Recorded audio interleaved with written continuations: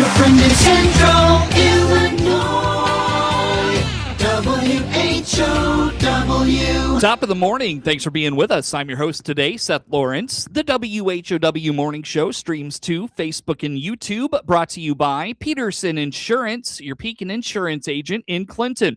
My guest in studio today is Joey Long, director of the DeWitt County Museum and C.H. Moore Homestead. Good to see you as always, Joey. How are you? I'm good this morning. Thank you. Thanks for coming out and talking with us. It feels like a cool fall morning. Late in August here, doesn't it? It's really nice as summer's flown by, and I can't believe we are 4 or 5 weeks away from the Apple and Pork Festival too. We certainly are. We'll get to that in a little bit, but I know you want to talk this morning about a new effort you are taking up to kind of round out the history of the C.H. Moore Homestead. Tell us about this, Joey. Yes. So it has occurred to me that we know a lot about the early years of the C.H. Moore Homestead house, but we're missing something. And how this came about is, over the years, I've met people, or people have called me, or even written letters or reached out in other ways. People that have memories of the house and, shared them with me. So we know that the Bishops built the house in the 1870s. We know that Mr. Moore bought the house and resided there from the 1880s until his death in 1901. And then the widow was there until her death in 1907. Then we know that there was a female canvasser that lived there for a short period of time, probably worked for Vespasian Warner, because by that time he's in charge of the property and he's involved in politics. Okay. And then Vespasian and his wife reside in the house while they're waiting for their new house to be built, which is the manse on Center Street. After that, there's a very strange story about, of all things, a Confederate Civil War veteran residing in the home for many years. Oh, really? That was actually a favor to this Confederate veteran for having done something very kind for one of Vespasian's friends during the Civil War. Okay. Great story. Worth the price of tour admission just to come in and hear that story someday. Hey, so there you go. Yes. Come and ask. Yeah. Me. And then after that, it just becomes basically a rental property. It's just another means of providing income for the C.H. Moore Trust. And that went on for a long time, and that's what we are missing. So So how long? Like what kind of time frame are we talking here? Probably a century. Really? Yeah, close to a century. So how old is that house? The house was built in the 1870s. Wow. Yeah. No kidding. So what I'd like to do, we know all of what I just listed off, and then we know what happened when the Museum Association took possession and turned it into a museum. And that was in the when? 1960s. 1960s. But we're missing. We have a gap.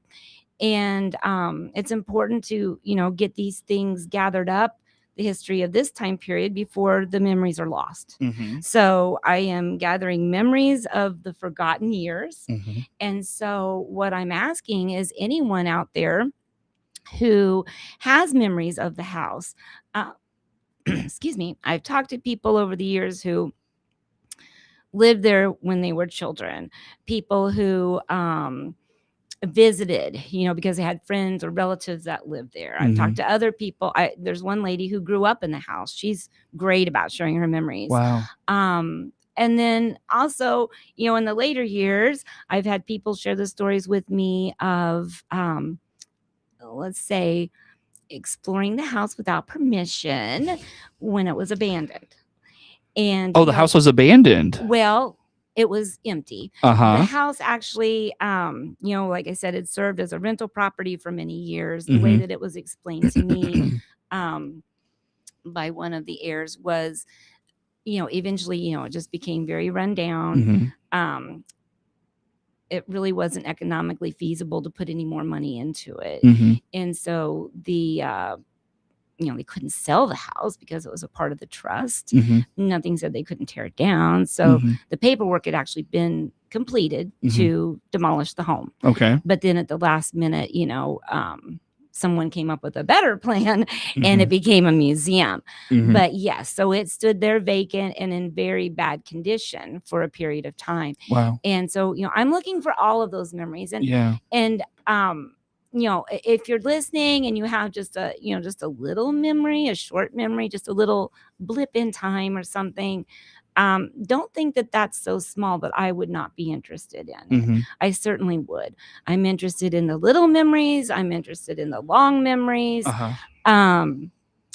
And what we'll be able to do is weave all this together like a tapestry Mhm. and create a really nice history of the home. Yeah. And Yeah. I want to get those memories before the people that have the memories are gone. Sure. What kind of memories? Like just physical stories? Like pictures, artifacts? I don't even know what an artifact of that time frame would look like. But what are you thinking, Joey? I would take anything, but mostly what I'm looking for is just the memories. Mhm. You can jot them down on a piece of paper and mail them to me. Uh-huh. You can email them to me. How do they mail them to you if that's something they want? Oh, just to the museum's mailing address. That's 219 East Woodlawn in Clinton. Mhm. What's your email? The email address, this is kind of long. It's chmore.homestead@gmail.com. That's not bad.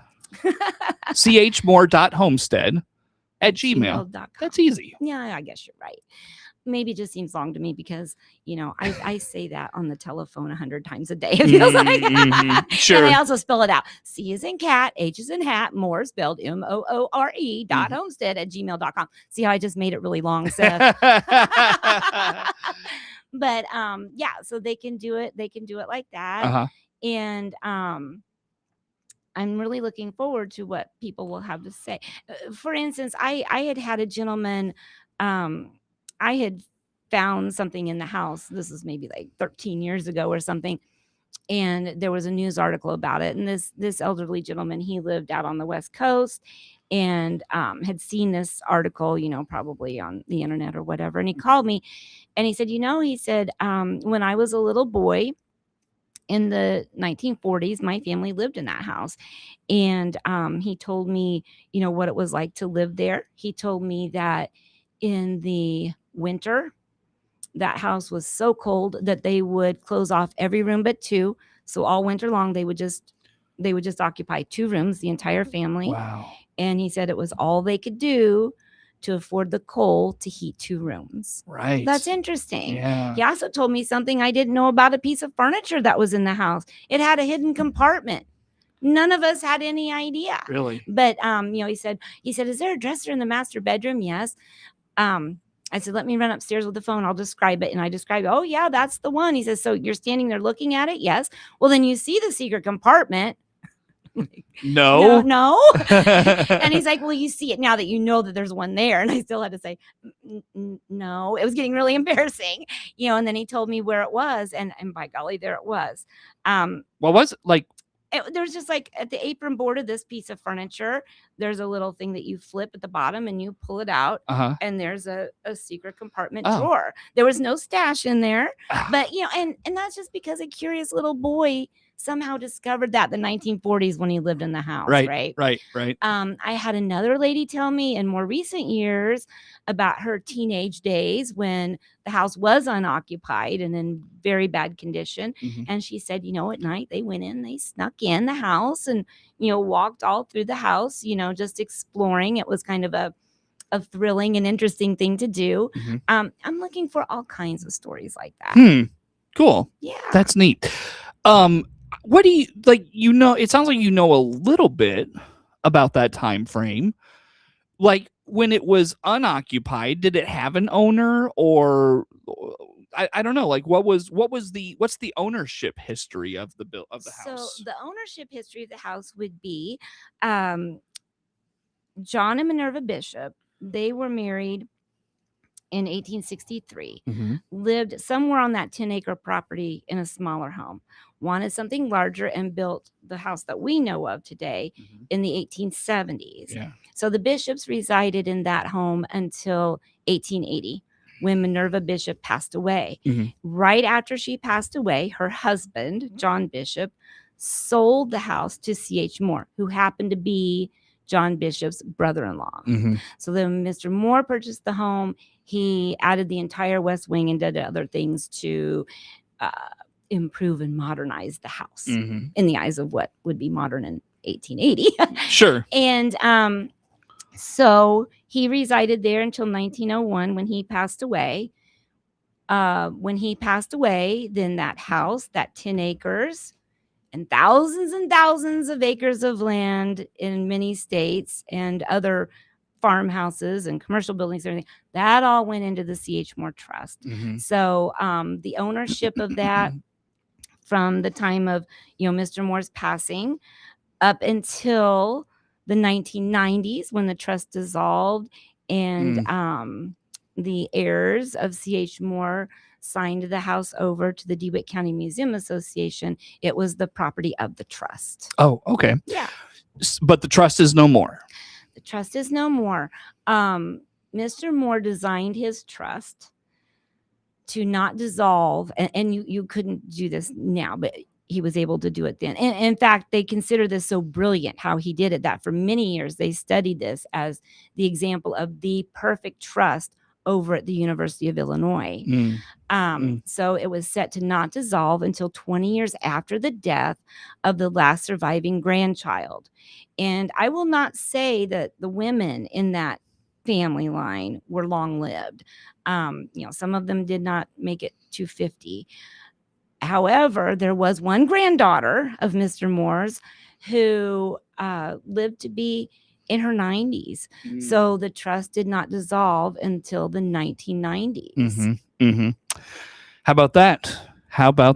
So putting the call out one more time. Excuse me, Joey, before we go to break, putting the call out for memories of this time between C.H. Moore's ownership and the museum board taking over then. Yeah. All right. Yeah. And again, how do they get those to you, Joey? And they can send me an email, and that email address is chmoore.homestead@gmail.com. Or they can sit down and write it down to me and send it in the mail.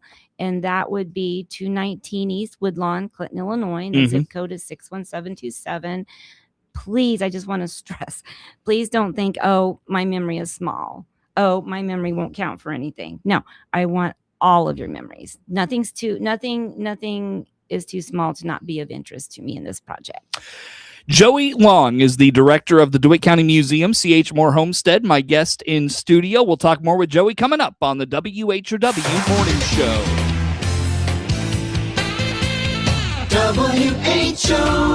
WHOW.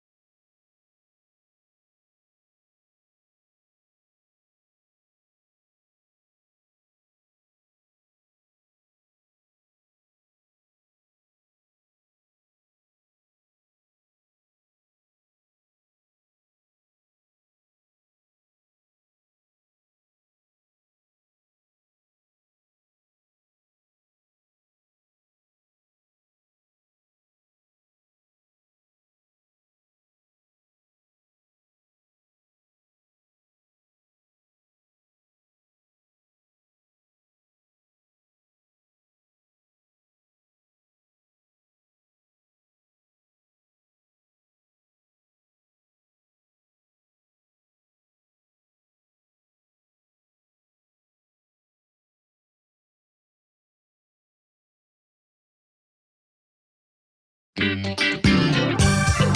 friend in Central Illinois.